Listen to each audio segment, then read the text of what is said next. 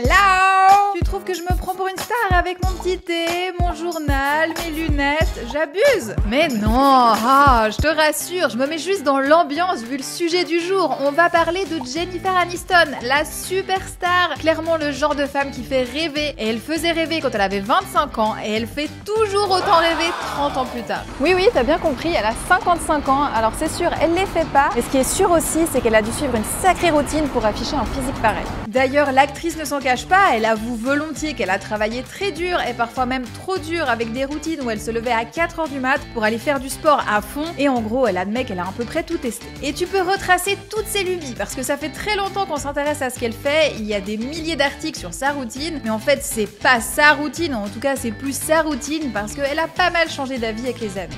Cette vidéo vient justement d'un article sur lequel je suis tombée totalement par hasard, qui retraçait sa routine, mais aussi leur nouveau sport qu'elle pratique actuellement, dont elle parle beaucoup, elle en fait la promotion. C'est nouveau, donc forcément elle est ultra fan. Et comme je reçois souvent des demandes pour parler d'elle, je me suis dit que là, c'était l'occasion. Alors aujourd'hui, on va s'intéresser à Jennifer Aniston de très près. Diète, sport, discipline, on va tout regarder. J'ai d'ailleurs trouvé une de ses recettes vraiment délicieuse, on va donc la préparer ensemble. Et pour ne rien te cacher, on va aussi regarder ce qu'elle fait en dehors de l'assiette pour garder la forme et même les compléments alimentaires qu'elle prend pour avoir de si beaux cheveux. Bon, j'espère que notre programme de star te convient. Allez, on se lance.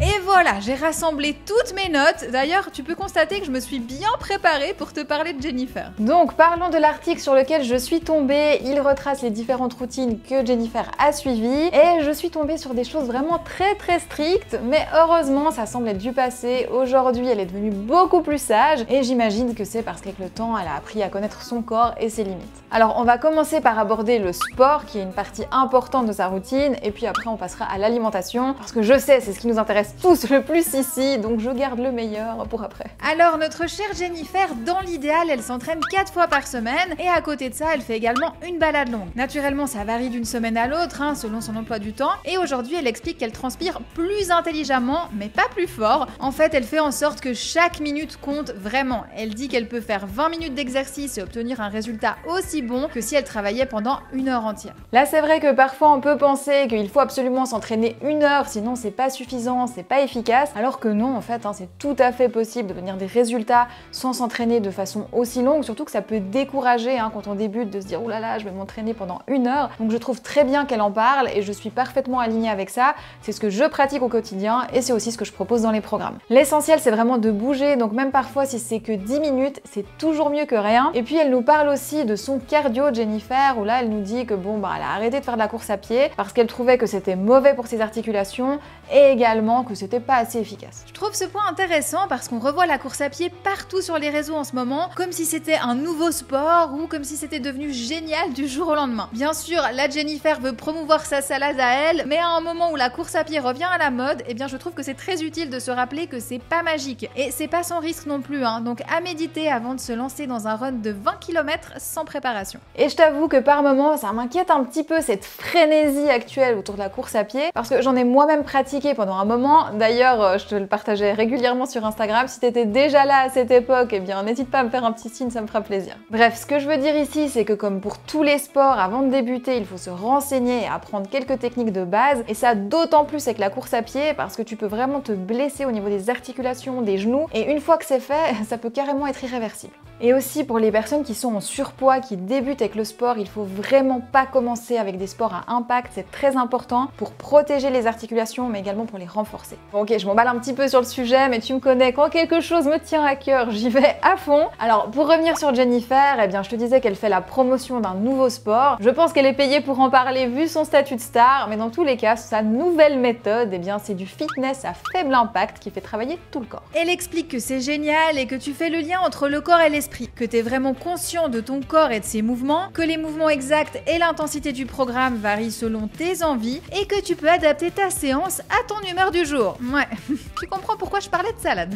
Par contre, elle dit quand même 2-3 choses intéressantes. Elle n'aime pas travailler un seul muscle ou une zone spécifique, elle préfère vraiment travailler l'ensemble du corps. Et puis malgré son contrat de promotion, elle continue de parler en bien du pilates et du yoga. Elle explique que ce sont des sports doux qui font travailler les muscles profonds, que ça aide aussi à travailler la mobilité. Donc ça, c'est parfaitement juste. Et elle explique aussi que le fait de combiner les disciplines, ça permet de gagner en efficacité, que ça stimule. Et de nouveau, je suis 100% alignée.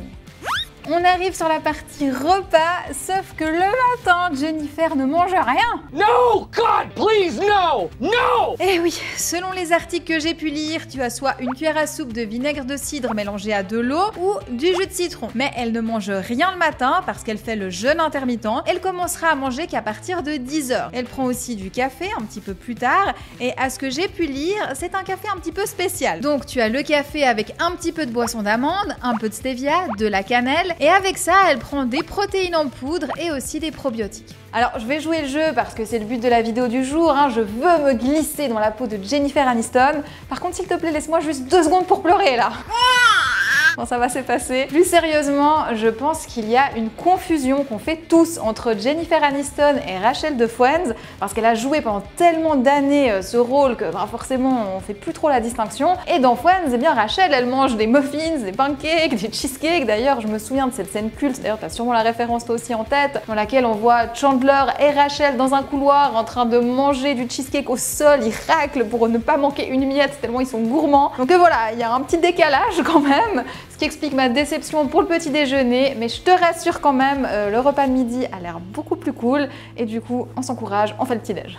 Pour le petit déjeuner, notre Jennifer, enfin c'est pas le petit déjeuner, c'est la collation de 10h, elle consomme des protéines en poudre. Et ça, c'est un sujet sur cette chaîne puisque je reçois souvent des demandes. Noémie, quelle protéine consommer, quelle est la meilleure, qu'est-ce que tu recommandes? C'est vrai que moi j'en parle pas beaucoup parce que j'en consomme pas dans mon quotidien. C'est pas nécessaire, hein, dans l'alimentation de tous les jours, t'as tout ce qu'il te faut pour avoir ton quota de protéines. Après, je comprends que certaines personnes aient envie de se complémenter pour des questions d'organisation, de choix personnels, etc. Et dans ces cas-là, je préfère orienter vers les produits qui sont les plus intéressants parce qu'il faut quand même savoir que sur le marché de la protéine en poudre, tu as vraiment à boire et à manger. Tu peux avoir des choses plutôt clean comme des choses avec beaucoup d'ajouts chimiques, très transformés. Du coup, ça c'est moins bien pour la santé. Donc voilà, aujourd'hui le but c'est pas de parler en particulier d'une marque ou quoi que ce soit. Moi j'ai eu la chance d'en recevoir gratuitement pour tester et ça tombe bien, comme ça j'ai pas besoin d'en acheter juste pour tester la journée de Jennifer.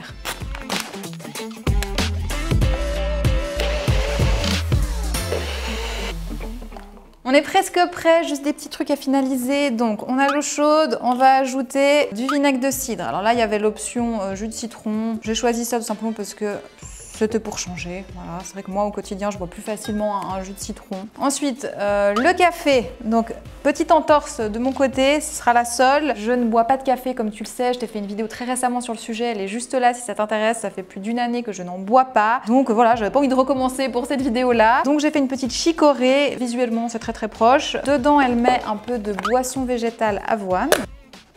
Elle ajoute également de la stevia. Alors ça, je déteste, mais on joue le jeu. Le goût, franchement, je ne peux pas. Et un petit peu de cannelle, pourquoi pas. Ça me dérange pas. Pour terminer, on a la protéine en poudre. Donc elle précisait pas si elle la consomme avec du lait, avec de l'eau ou autre. Moi, j'ai décidé de mettre un petit peu de boisson végétale dedans parce que je sais qu'avec l'eau, là, ça ne va pas passer. Bon, maintenant que c'est prêt, on va pouvoir commencer à parler de ce petit déjeuner. Alors déjà, je t'avoue que je trouve pas très cohérent.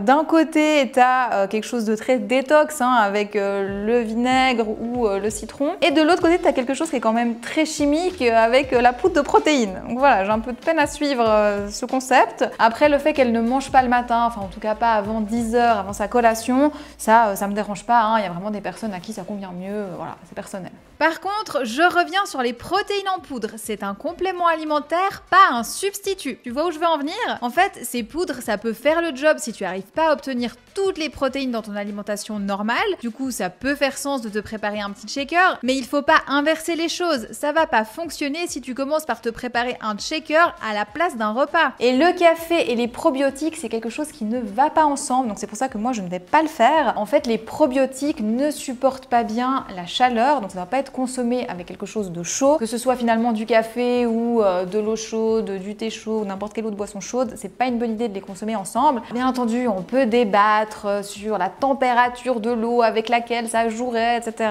Mais franchement, pour moi, le plus simple, c'est de retenir, on consomme pas les probiotiques avec une boisson chaude et c'est bien plus simple. T'as pas besoin de mesurer la température de ton eau. Donc voilà, comme ça, c'est réglé. Bon, on a regardé en détail ce petit déjeuner. J'ai assez repoussé le truc, je crois. Maintenant, il est temps de déguster. Voilà, on est là pour ça. Alors déjà, le petit café. Ça va. Ça va. Je suis pas fan, il y a ce goût là de la stevia. Ça vient toujours en arrière-plan. C'est dégueulasse! C'est une boisson que tu prends pour des bienfaits santé, c'est pas une boisson plaisir. Je pense que là-dessus on est d'accord, ça peut passer. C'est un parti pris, voilà, on va dire ça. Terminons en beauté.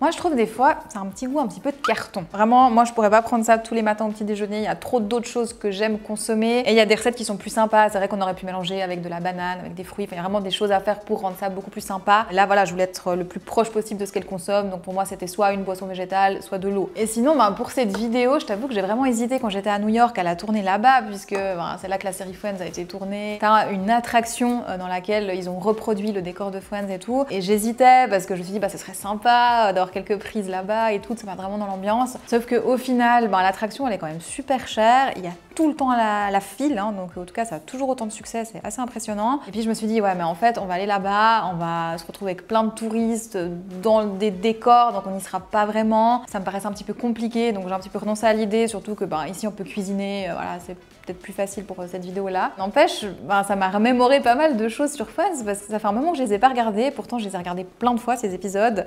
Je crois que c'est une des séries vraiment, je pense que c'est la seule série que j'ai regardée autant de fois dans ma vie et je sais que pour beaucoup de personnes c'est aussi le cas. Je trouve qu'aujourd'hui on a beaucoup de peine à retrouver des séries aussi drôles, aussi sympas, que justement même 10 ans après tu peux encore regarder et apprécier. Il y a eu un moment Big Bang Theory que j'aimais bien, mais pour moi c'était clairement un niveau en dessous. Après il y a eu Brooklyn Nine-Nine, alors là pour moi c'est très proche, hein. C'est peut-être un peu plus bête entre guillemets, mais très sympa. Je passe des bons moments devant cette série, c'est aussi une série que je peux regarder plusieurs fois, donc voilà, bonne surprise. Pour moi ils se chevauchent un peu, mais Friends je pense qu'ils sont encore un petit peu au-dessus. Et du coup je cherche, parce que franchement je trouve que c'est extrêmement difficile de trouver des séries où tu peux regarder un petit épisode de 15-20 minutes maximum, passer un bon moment, où t'as pas forcément tous besoin de les voir à la suite, et que voilà, tu mets ça, tu te divertis et tu sais que c'est cool. Moi j'en connais pas beaucoup, donc si t'en as, vraiment je compte sur toi, tu me notes ça dans les commentaires, tu vas m'aider. Bon voilà, j'ai presque tout terminé, j'ai bien joué le jeu, les protéines c'est fait, j'aurai mon quota, même si c'est pas ce que je kiffe le plus, j'aurais eu des protéines au petit-déj. Le vinaigre de cidre c'est fait aussi, par contre le café ça passe pas, ce stevia là j'aime vraiment pas, donc bon on va en rester là, tu m'excuseras sur ce point. T'as compris, je suis pas trop fan de son petit déjeuner et c'est pas bien grave. Bon, j'ai une très bonne nouvelle. À l'heure du déjeuner, Jennifer mange quelque chose de plus consistant. Je t'ai trouvé une recette vraiment sympa. On va la préparer ensemble et juste après, on regardera le côté nutrition. Alors, on va pouvoir réaliser la recette de Jennifer Aniston. Nous avons des pois chiches. Ça, j'ai déjà rincé et égoutté. Tu vas voir, c'est assez facile, hein. J'ai tout préparé, là on va assembler. Il y a beaucoup de petites choses, mais sinon c'est simple. Du quinoa cuit. Moi je l'ai cuit dans mon cuiseur de riz. Je t'en parle assez souvent, mais ça fait un petit moment que je t'en ai pas parlé. C'est vrai que c'est très pratique, honnêtement, si tu as envie d'investir dans un truc en cuisine qui va te faire gagner du temps et qui est pas cher, c'est bien ça. Alors tu vas me dire, ok, cuire dans une casserole, c'est pas très compliqué, on est d'accord, mais c'est vrai que du coup t'as pas besoin de t'occuper de la cuisson. Donc pendant ce temps, tu peux faire plein d'autres choses, t'as besoin de surveiller, t'assurer que ça accroche pas au fond de ta casserole et tout et tout. Ça vraiment, moi je ne regrette pas, ça fait des années que je fonctionne avec ça, très pratique et du coup je cuis pas que le riz dedans, hein, le quinoa et d'autres céréales, etc. Nous avons les pois chiches, dedans on ajoute du quinoa. Alors on va mettre 2 bonnes cuillères, du concombre. Ça va apporter de la fraîcheur à notre salade. Ensuite, un bouquet de persil, un bouquet de feuilles de menthe. Donc le persil, un petit peu de menthe. Ça, c'est top. Je trouve que ça apporte toujours beaucoup de fraîcheur. Ensuite, qu'est-ce que nous avons? Nous avons de la feta émiettée. Notre Jennifer ne se refuse rien puisque nous avons des pistaches grillées non salées. C'est cher, mais qu'est-ce que c'est bon. On passe au citron. Donc là, c'est 2 citrons pour une salade. C'est quand même pas mal. Alors, je suis une adepte du citron. J'en mets quand même dans beaucoup de recettes, donc je ne vais pas critiquer, mais c'est vrai que 2, c'est beaucoup. Donc on a presque tout, il nous faut encore de l'huile d'olive, 2 cuillères à soupe. Alors ça c'est une très bonne huile. D'ailleurs tu me demandes vraiment souvent quelle huile consommer, etc. J'ai fait 1 ou 2 articles sur le blog qui sont très complets, donc vraiment n'hésite pas à aller voir là-bas, c'est là que tu as les infos. Elle avait également mis un oignon rouge. Moi l'oignon rouge cru comme ça, je trouve que c'est pas très digeste, ça dépend des estomacs. Donc j'ai pris un oignon nouveau, c'est mieux quand tu le manges cru, si tu as un peu de peine à digérer. Ça passe mieux. Et il me manque un petit truc, c'est le poivre. Hop. Je commence à avoir un peu faim. Ça m'a pas trop tenu à l'estomac le petit shaker du matin, donc j'ai hâte. Franchement, ça donne envie, c'est coloré, en même temps, il y a des bonnes odeurs de citron, de menthe, on sent que ça va être frais. Franchement, côté nutrition, cette salade, elle me plaît beaucoup, elle est très équilibrée, ce qui n'est pas le cas de la plupart des salades dont on a l'habitude. En général, dans une salade, tu retrouves quoi? De la laitue avec beaucoup de sauce, et puis en général, on te sert ça avec une demi-baguette. Donc autant te dire que c'est pas très équilibré, il manque beaucoup de nutriments dont tu as besoin. Là, ben déjà, tu as des bonnes sources de protéines avec du quinoa, mais également des pois chiches, donc sources de protéines végétales, qui servent aussi de source de glucides et de fibres. Et puis c'est pas tout, on a également des herbes aromatiques et de l'oignon frais qui sont très intéressants. Alors je sais, l'oignon, on l'aime pas trop, il passe souvent un petit peu sous les radars, mais c'est vraiment un aliment top au niveau nutrition. Tu as des antioxydants, tu as des fibres prébiotiques. Avant, on parlait de probiotiques, c'est la bonne bactérie dont ton microbiote. Eh bien, les probiotiques, c'est une famille de fibres qui vient nourrir et renforcer les bonnes bactéries du microbiote. C'est vraiment super important si tu veux rester en bonne santé. Alors, cette salade, sur le papier, elle est top. Maintenant, est-ce que c'est bon ? J'ai pas beaucoup de doutes, mais on va quand même vérifier. Ce que je voulais aussi te dire, c'est que tu as de la feta dans cette salade, de la feta émiettée. Et récemment, j'ai vu en magasin qu'ils commençaient à vendre de la feta déjà émiettée. Ils appellent ça la feta crumble, je crois. Et franchement, c'est vraiment cher pour ce que c'est. Ça vaut pas la peine de mettre de l'argent là-dedans si tu dois émietter ta feta toi-même. Donc soit tu prends le bloc et tu grattes avec une fourchette, soit tu fais directement avec les doigts, tu émiettes. C'est quelques secondes, donc vraiment garde ton argent parce que ça, c'est un peu l'arnaque. Et tout à l'heure, je te disais que les pistaches c'est cher, que Jennifer ne se refuse rien. N'hésite pas à remplacer par n'importe quel autre oléagineux, que ce soit des amandes, des noix, ça va toujours t'apporter une source de bonne graisse et en même temps, eh bien, tu as ce petit côté croquant qu'on aime bien. En tout cas, ça m'a l'air bien frais. Entre la menthe et le concombre, ça c'est la combo parfaite. Et justement le concombre, par contre, je tiens quand même à dire, c'est pas le légume le plus nutritif, hein. C'est même un des moins caloriques. C'est beaucoup d'eau, alors autant ça passe bien pour rafraîchir, autant, voilà, s'il faut manger ça vraiment régulièrement, je préférerais ajouter d'autres légumes dedans. Franchement, c'est excellent, il n'y a rien à dire, tu peux y aller. Très bonne salade. Bon, par contre, dans ma super bouchée, j'ai pas eu beaucoup de pois chiches parce que j'ai planté avec ma fourchette tous les concombres, je crois. Et c'est encore meilleur comme ça. Nickel.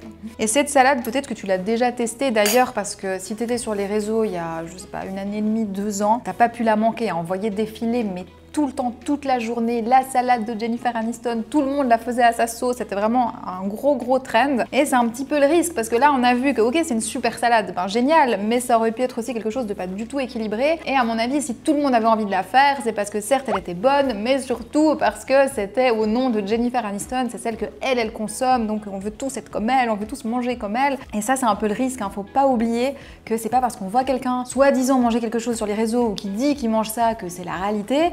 Et surtout, c'est pas parce que cette personne mange ça que nous, on va obtenir les mêmes résultats et avoir la même santé. On n'a pas les mêmes objectifs, on n'a pas le même poids, on n'a pas la même taille, on n'a pas le même métabolisme, on est très différents. Donc voilà, faut pas boire tout ce qu'on nous sert sur les réseaux. C'est important de le garder à l'esprit. C'est toujours un petit peu le risque, hein. On a envie de voir comment font les gens qu'on admire et on peut se retrouver un petit peu piégé à faire des choses qui sont peut-être pas adaptées pour nous. On va maintenant s'intéresser au parcours de Jennifer, car je pense qu'à travers le sien, beaucoup vont se reconnaître. Déjà, elle a testé pas mal de choses, comme je te le disais au début, et je trouve que le parcours de Jennifer, c'est un bon exemple de ce qu'il ne faut pas faire. Ça fait longtemps que c'est une star et que tout le monde s'intéresse à ce qu'elle fait pour garder la forme, donc on a beaucoup de traces de tous les régimes qu'elle a pu faire dans le temps, et il y en a eu beaucoup. D'ailleurs, la bonne recette pour faire parler d'un régime, eh bien, c'est de trouver une star pour en parler. Et oui, il faut pas croire que le métier d'influenceur, c'est si récent que ça. Et si on met de côté cette partie marketing, bah on voit que le fait de changer tout le temps de régime alimentaire, c'est pas incroyable parce que finalement, c'est un aveu que tout ce que t'as fait jusqu'à présent, ça a pas fonctionné. Après, si on regarde les chiffres, elle mesure 1m65 et elle pèserait 54 kg. Quand tu calcules l'IMC, tu arrives à un résultat de 20, c'est pile au milieu du résultat pour un poids idéal, et à passer 50 ans, c'est vraiment très bien. Tout ce qui reste à savoir, c'est comment elle est arrivée jusque-là et ce qu'elle a fait au quotidien pour y rester. Et justement, quand tu regardes les magazines, eh bien, je trouve que ça donne à réfléchir parce que toutes les femmes du monde entier ont envie de lui ressembler, mais on pense pas beaucoup à tous les sacrifices que ça représente de conserver un physique comme le sien, qui correspond aux standards de beauté et qui lui permet de continuer d'être choisie pour jouer dans des films. Sans oublier tous les risques que ça représente, tant sur sa santé physique que mentale, mais aussi les répercussions que ça peut avoir sur toutes les personnes qui la suivent et qui ont envie de l'imiter et de faire pareil. C'est l'heure de la collation parce que oui, les stars prennent des collations, comme quoi il n'y a pas que nous, hein, c'est bon à savoir. Notre chère Jennifer prend une pomme avec un petit peu de purée d'amande et à ça, elle ajoute des pop-corn. Et du coup, je me suis dit, bon, bah, c'est l'occasion de tester une petite recette. Tu vois la machine qui est là? Ça fait un moment que je vois défiler des recettes où on place les pop-corn dans l'air fryer et apparemment c'est vraiment génial. Sauf que je t'avoue que moi, ça me fait un peu peur parce que je suis pas certaine que la machine soit faite pour ça. Du coup, je me suis baladée un petit peu sur YouTube pour voir qu'est-ce qu'il y avait, les conseils et tout, et je suis tombée sur la vidéo d'un mec qui m'a vraiment fait flipper. Le gars il disait ne faites surtout pas ça, c'est trop dangereux, vous pouvez faire exploser votre maison. Vraiment, bon, il exagère un peu quand même. Il faisait une démonstration dans laquelle il mettait sa caméra dans l'air fryer pour nous montrer comment c'était le système à l'intérieur et que les grains risquaient de se coincer, etc. Alors, je me suis dit bon, le gars il a quand même, il a peur de mettre les popcorn, par contre mettre sa caméra, ça va. Moi franchement je le ferai pas. J'ai pris mon courage à deux mains et aujourd'hui on va tester de faire les popcorn à air fryer. Pour me rassurer, j'ai aussi demandé à un compte que j'aime beaucoup suivre, je te mettrai à l'écran. Elle fait plein de recettes à l'air fryer, des recettes de tous les jours et elle est très sympa. Je suis allée lui demander, écoute, est-ce que tu as déjà testé? Elle m'a dit non, moi j'ai pas testé, mais je connais quelqu'un qui a testé et puis apparemment ça marche. C'est un peu une espèce de famille de l'air fryer. Du coup, on va tester cette recette là. Alors, pour préparer ces petits popcorn, déjà, on va pas trop en faire, comme ça, si ça se passe mal, on pourra refaire parce que j'ai déjà pas un paquet plein. Ce qui est bien avec les popcorn, c'est que ça se conserve longtemps. Hein. Un petit peu d'huile, une qui supporte bien la chaleur, hein. Une pincée de sel, on n'exagère pas, ça au moins on peut profiter quand on fait soi-même de ne pas exagérer. Là, on va simplement les mettre sur une feuille de papier cuisson. Ils sont prêts. Je vais essayer un peu de les éparpiller. Et voilà, c'est parti pour la grande aventure. Par contre là, je vois pas bien dans ce sens-là, donc c'est à 210 minutes. Pendant que la machine fait son travail, nous on va préparer la suite de la collation. Je t'avoue que je suis pas très à l'aise de rester à côté, mais on teste jusqu'au bout. Hein. Je crois que je suis quand même un peu flippée, mais tu me diras en commentaire si t'es aussi du genre ultra flippée pour ce genre de truc ou pas du tout. Moi, tu sais, je suis assez en mode j'y vais mais j'ai peur. J'y vais mais j'ai peur. Des fois, j'aimerais bien être plus détendue, tu sais, quand je vois les gens qui ont vraiment pas peur, qui sont tout le temps tranquilles, là, j'admire beaucoup. Bon, pour l'instant, j'entends pas de hop-hop. Bon, du coup, on va tartiner nos pommes. Bon, la pomme est prête. Ça, franchement, c'est un très bon snack parce que t'as des fibres et des vitamines, des minéraux avec la pomme, mais aussi avec la purée d'amande qui, en plus d'apporter des fibres, va également apporter des bonnes graisses et des protéines. Donc ça, c'est vraiment un snack qui te permet d'avoir une bonne énergie dans le temps. Là, ça commence à sentir le popcorn. Je vais quand même essayer de les secouer un peu. On m'a dit que ce serait bien de tenter de les secouer un peu. Mais il se passe rien du tout, hein. C'est super bon. Franchement, c'est tellement simple. Ça, c'est validé. Il n'y en a pas beaucoup pour l'instant. Il reste 3 minutes 59. En général, quand on les met au micro-ondes, c'est quand même à la fin qu'on entend beaucoup de pop-pop-pop. Ça va, ça c'est la partie assez cool de la vidéo. Je mange, j'attends, tout va bien. Mais ça m'intrigue quand même, hein. J'avoue que j'ai peur un peu. Oh, j'ai entendu un peu... Je commence à avoir peur là. Je mange pour me rassurer, je crois, c'est pas bien de faire ça. Bon, alors je vais arrêter, le timer a terminé. Ce que je vois, c'est qu'ils n'ont pas tous explosé. Par contre, on voit qu'il y en a un qui s'est coincé dans la ventilation quand même. C'est une zone qu'on peut ouvrir, je vais attendre qu'elle refroidisse et je vais l'enlever. Mais du coup, je me dis, ouais, c'est quand même... je recommande pas forcément de tester ça à la maison. Donc nos popcorn, ben écoute, ils sont là. Je trouve qu'il n'y en a pas des masses par rapport à la quantité que j'avais mis. Ça va, au moins je trouve qu'ils sont pas tout noirs. Parce que moi j'avais un peu peur de ça, que ça grille pas bien. Voilà, je suis pas convaincue de l'expérience, je crois que c'est assez clair. Hein. Mais on va quand même goûter, on peut encore avoir une bonne surprise à ce niveau-là. Bon, les popcorn, c'est un peu les popcorn de la dèche. Hein. T'imagines toujours quand même un bol bien rempli. Là, on n'a même pas la moitié, donc voilà. Ouais, ils sont bons. Non, franchement, ils sont pas mauvais. Ça rattrape un peu le truc. Par contre, je te recommande toujours pas de le faire à la machine parce que moi, ça m'a trop fait flipper. De voir que ça se coince derrière. Par rapport à cette partie-là de sa collation, ben, je trouve que c'est moins intéressant. Si on regarde vraiment la pomme et la purée d'amande, là, on a quelque chose qui va t'apporter de l'énergie dans le temps. C'est intelligent. Ça va rien apporter. Limite, ça peut attiser l'appétit si c'est pas consommé avec des fibres ou des matières grasses à côté.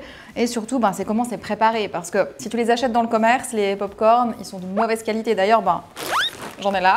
C'était mon plan B, hein, au cas où vraiment ça foire. Que malgré tous les popcorn qui me restaient, j'arrivais vraiment rien à faire.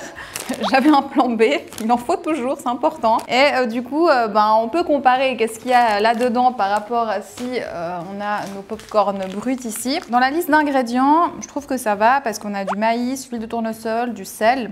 Après, ils disent pas les dosages exactement, c'est juste écrit maïs, huile de tournesol. C'est pas écrit combien de pourcents. Donc bon, là, il y a un petit doute quand même. Mais c'est un produit qui est assez clean. Après, c'est une marque bio. Enfin voilà, j'ai pas pris le truc bas de gamme et hyper transformé tout ça. Maintenant, si on regarde notre paquet de maïs, que du maïs dedans, ça c'est normal, c'est un produit brut.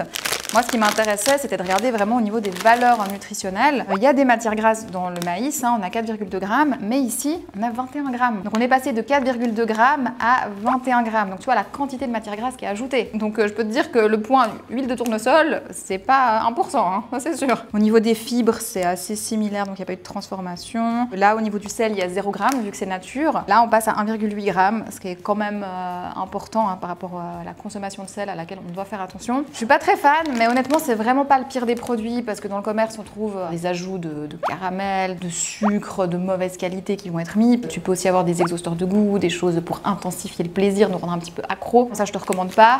C'est pareil pour ceux qui sont en version micro-ondes, c'est exactement la même chose. Et puis après, quand tu les fais toi-même, tu vois que tu dois quand même mettre de l'huile parce que sinon, ils vont pas sauter tes pop-corn. Tu dois de toute façon ajouter de la matière grasse et en général, c'est quand même assez conséquent par rapport à la quantité de pop-corn que tu vas obtenir.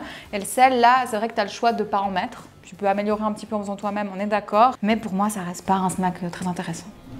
Et pendant qu'on profite de cette collation popcorn, parlons d'un point très important chez Jennifer, ce sont ses cheveux. Je peux pas faire une vidéo sans en parler, parce qu'elle a quand même des cheveux qui sont magnifiques. On a tous vu à travers les épisodes de Friends ou les différents rôles qu'elle a eu que ses cheveux ils sont parfaits. Et moi je m'en souviens très bien à l'époque avoir lu des articles dans lesquels on disait qu'elle avait carrément un coiffeur qu'elle payait au mois, qui était engagé, qui la suivait partout. Alors je sais pas si c'est toujours le cas aujourd'hui, mais il lui remettait même une moindre mèche avant une photo qui était prise dans la rue. C'était calculé, c'était nickel. Vraiment ses cheveux c'était hyper important et on voyait vraiment le résultat, c'est magnifique. Et du coup je crois qu'elle a créé ou co-créé sa propre marque de produits pour les cheveux qui fonctionne très bien. Et ce qui va nous intéresser là, c'est qu'elle parle du collagène qu'elle prend, donc un complément alimentaire pour ses cheveux. Alors elle met en avant une marque en particulier, mais c'est vrai que le collagène, je reçois beaucoup de questions.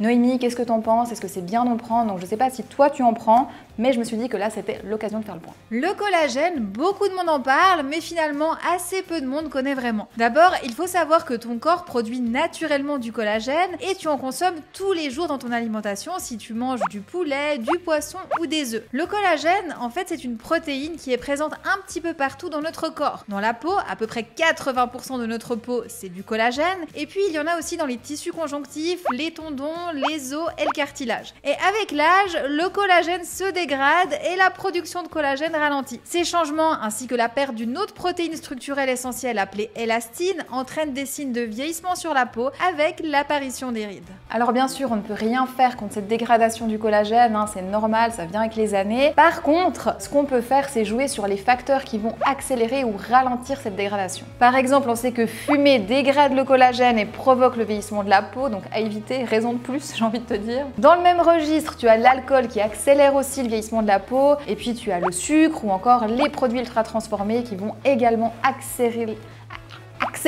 le vieillissement de la peau. Pour la petite histoire, on appelle ce phénomène la glycation. Quand on mange trop de sucre, il va se fixer sur les protéines, ce qui va les empêcher de fonctionner normalement. On parle alors de la caramélisation des protéines. Bref, tout ça pour dire que trop de sucre, c'est pas bon pour le collagène et pour la peau. Le soleil aussi est très mauvais pour la peau, donc un écran solaire et pas d'exposition excessive vont aider à prévenir les signes de vieillissement prématuré de la peau. Et il y a aussi des études qui ont montré que la prise de suppléments de collagène peut avoir des effets bénéfiques sur la santé de la peau et la densité minérale osseuse. Après, on n'a peut-être pas assez de recul aujourd'hui par rapport à tous ces bienfaits. En tout cas, moi ce que je peux te dire, c'est que le collagène n'est pas associé à des effets secondaires particuliers. Donc a priori, il y a vraiment peu de risques à consommer du collagène. Par contre, il n'y a pas de risque sur le collagène, mais il peut y avoir des risques sur les autres produits qui sont mis avec le collagène, parce que c'est assez rare que tu aies le complément brut. Donc c'est important, si tu achètes du collagène, de regarder quelle est la composition, quels sont les autres ingrédients qui sont avec et si c'est ok. Et puis à noter aussi, si tu es en bonne santé, tu n'as pas forcément besoin de te complémenter en collagène. Et je précise aussi que le collagène est un produit d'origine animale, donc si tu es végétarien ou végétalien, à éviter. En fait, c'est assez simple. Avec une alimentation équilibrée, tu fais un bon bout du chemin. Il faut manger assez de protéines, des vitamines C et D, du calcium et du zinc. Et si tu ajoutes à ça une bonne hygiène de vie avec un peu d'exercice physique, tu n'as plus besoin de rien. Et là, je te propose un petit truc. À partir d'aujourd'hui, consomme un fruit en plus par jour, parce que la plupart des gens utilisent des traitements pour avoir des plus beaux cheveux, une peau plus saine, alors que finalement, le premier facteur pour obtenir tout ça, c'est l'alimentation. Du coup, tu me diras si tu es d'accord de consommer un fruit en plus par jour.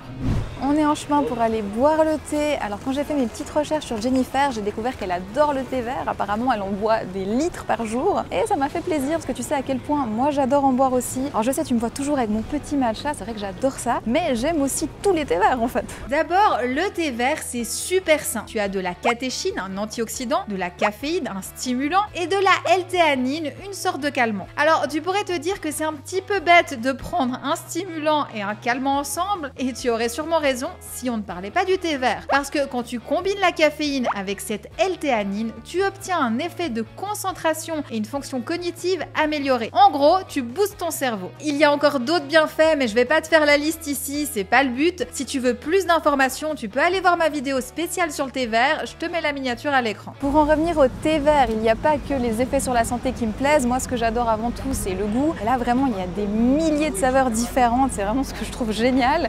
Donc, tu peux avoir du doux, du fruité, du iodé. Ça aussi, avec beaucoup d'umami. Et d'ailleurs, est-ce que tu sais ce que c'est l'umami? C'est cette 5e saveur qu'on trouve dans la cuisine japonaise. Après, en réalité, on la trouve aussi dans notre cuisine. Mais c'est vrai que les Japonais font vraiment particulièrement attention à cette saveur-là. Nous, on reste un petit peu coincés avec nos 4 saveurs de base. Donc, le sucré, le salé, l'acide, l'amer. Les Japonais, ils font particulièrement attention à ça et honnêtement, c'est la meilleure. En fait, l'umami identifie ce qui est bon dans un plat, ce qui te fait saliver. Parfois, on parle de la rondeur ici. Bien sûr, les Japonais ont étudié tout ça et ils ont pu prouver que notre cerveau réagit à la saveur umami, même si on ne la connaît pas. Bref, tout ça pour te dire que tu retrouves aussi cette saveur dans les bons thés verts. Et quand on parle de rondeur et de saliver, c'est quelque chose que tu peux aussi avoir dans un bon thé. Bien sûr, tu trouves de l'umami dans le matcha, mais pas que. Le thé vert traditionnel, le sencha, est vraiment très bon aussi. D'ailleurs, le matcha, c'est du thé vert réduit en poudre. Alors oui, c'est du thé vert un petit peu spécial. Il a été mis à l'ombre environ 1 mois avant la récolte pour lui donner plus de saveur. Un peu comme le gyokuro qui est aussi un thé d'ombre, mais celui-ci, on va faire infuser ses feuilles, il n'est pas réduit en poudre. Enfin voilà, il y a plein de possibilités avec le thé vert, plein de goûts et de qualités très différents, et du coup, il y a aussi des prix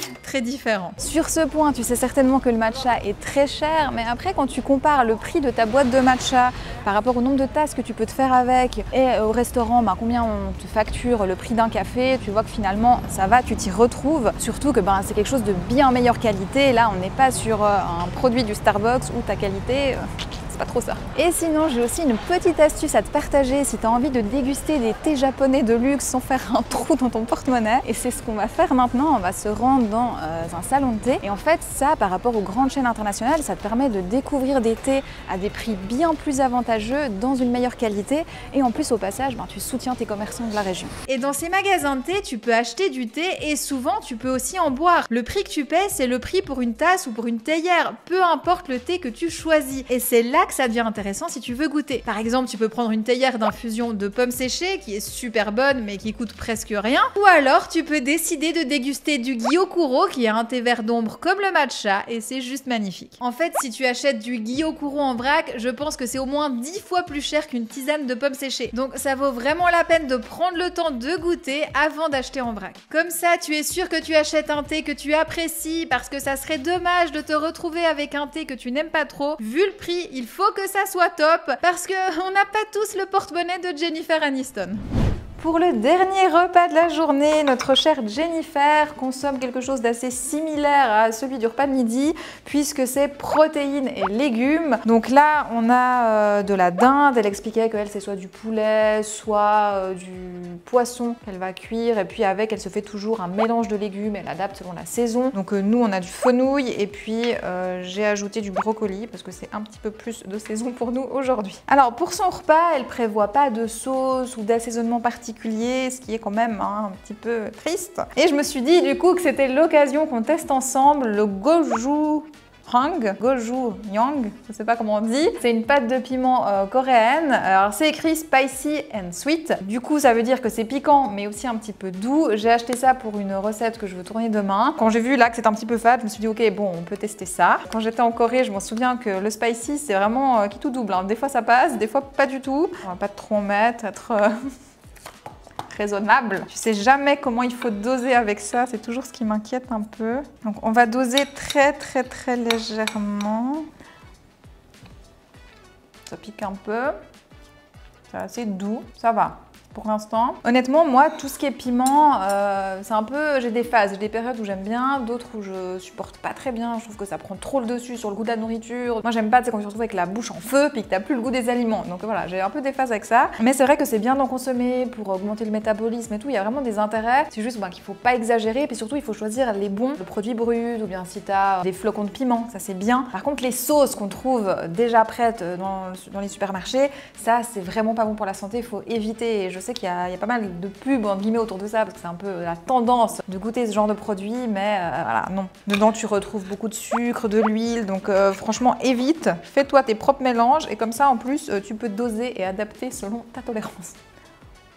Par contre, là, il nous manque quand même quelque chose dans cette assiette. Je sais pas si tu vois. Ils sont où les féculents? Franchement, là, il n'y a rien. Alors, ok, à midi, on en a eu un petit peu, mais non plus pas dans des quantités astronomiques. Globalement, sur la journée, on est vraiment très en dessous au niveau des glucides. C'est vrai qu'on voit, voilà, là, une alimentation qui est très faible en sucre. Et le souci de ça, c'est qu'il n'y a pas tous les apports dont on a besoin. Et en plus, on se retrouve avec un apport calorique sur la journée qui est trop faible. Le résultat de ça, c'est que il faut déjà une force mentale quand même assez importante pour tenir ça. C'est beaucoup de restrictions et c'est clairement pas quelque chose qui est sain ni équilibré pour la santé. Je pense vraiment que c'est pas une bonne manière de manger et que ça doit probablement cacher pas mal de frustration. Ou alors, c'est les journalistes qui exagèrent les paroles de la star. Après tout, ça serait pas la première fois qu'un journaliste exagère un petit peu. Ce qui m'amène sur un point important. J'ai lu cet article dans un magazine. Il faut toujours prendre un petit peu de recul quand tu lis des trucs qui ont l'air un petit peu trop beaux ou trop faciles. Il y a toujours du marketing là derrière. Tu ne sais jamais si ces stars sont payés ou pas pour faire passer un message. Alors, on va laisser le bénéfice du doute à Jennifer Aniston et on va garder à l'esprit qu'il n'y a pas de recette miracle pour perdre du poids. Exclure des aliments, ce n'est pas une bonne solution et c'est pas une bonne manière de manger. Maintenant, si tu veux éviter les zones d'ombre et en savoir plus sur la bonne manière de s'alimenter, va jeter un petit coup d'œil sur mon site. Tu trouveras toutes les informations utiles sur mes différents programmes qui vont t'apporter des vraies réponses et un accompagnement solide si tu veux perdre du poids ou tout simplement apprendre à construire une assiette équilibrée qui correspond à tes besoins. Et si tu hésites, je te propose de faire le petit quiz qui est disponible sur le site. Ça te permet vraiment de t'orienter vers le programme qui te correspond, celui qui est en phase avec tes objectifs. Donc n'hésite pas, je te mets le petit lien à l'écran. En tout cas, j'espère que tu as apprécié passer cette journée avec moi dans l'assiette de Jennifer Aniston, que tu as passé un bon moment. Si c'est le cas, n'oublie pas de mettre un petit pouce bleu. Et du coup, moi je te retrouve dans la prochaine vidéo